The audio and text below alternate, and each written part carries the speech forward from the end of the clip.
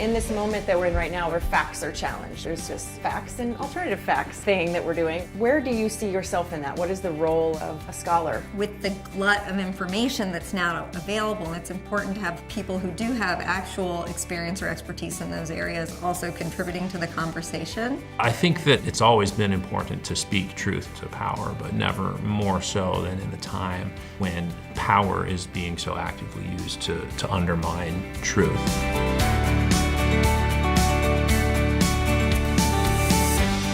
This moment with this administration and the political atmosphere, we need those public voices more than ever from academics that are able to speak to issues that should concern all of us. We really have a lot to share in terms of very meaningful analytic distinctions that help us make sense of society. Saying something consequential might have consequences. So learning to try to speak to that wider audience that we hope that our work impacts is really emotionally challenging, but really important that we do it. To really speak with those that disagree with us and to help them see things from a different perspective. To me, that was probably the biggest win that I had.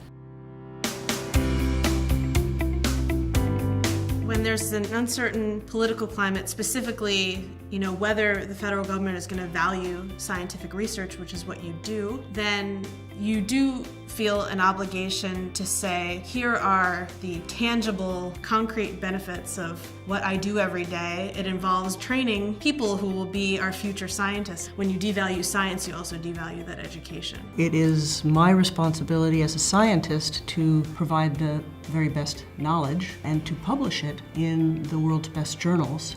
And then to take that information and communicate it not only to the people who are reading those journal articles directly, but to a broader public. If we only convey our thoughts to our peers, then we haven't created a nation of ideas that's worthy of discussion, that's valued, and that makes a change. There is a distinct urgency for people with authentic expertise to deliver their ideas in a large way in the marketplace.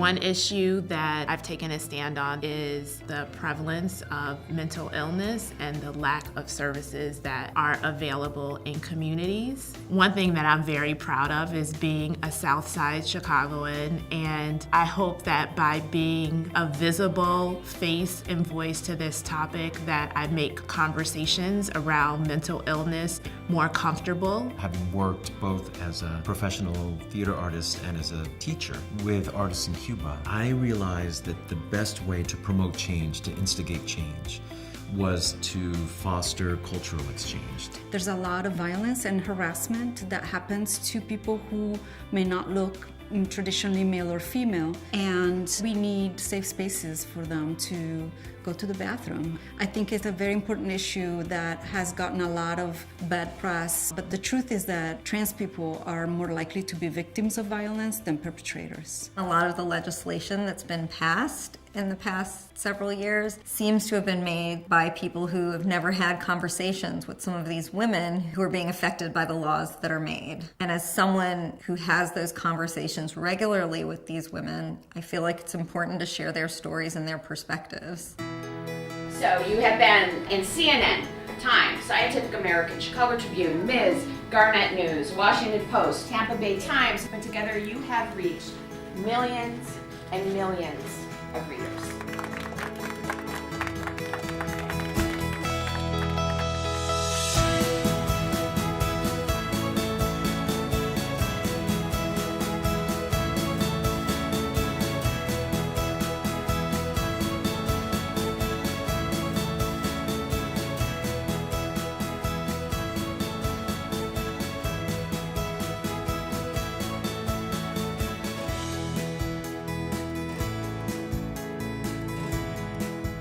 Think of the present being history, but nonetheless we're making it story by story. The ideas that we put out in the world are the blueprint for the culture that we get.